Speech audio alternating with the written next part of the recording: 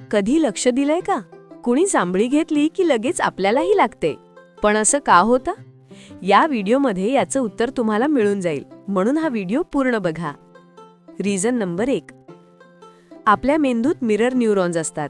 दुसऱ्याचा ॲक्शन पाहून ते आपल्यालाही तसंच करायला लावतात, म्हणून जांभळी कंटेजियस होते.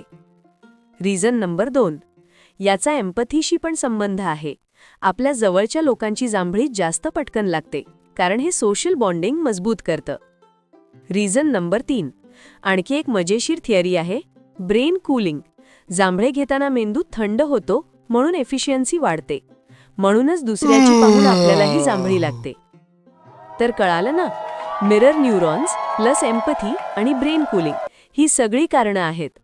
आणि जर हा व्हिडिओ बघून तुला पण जांभळी आली असेल तर कमेंटमध्ये जांभळीची इमोजी टाक.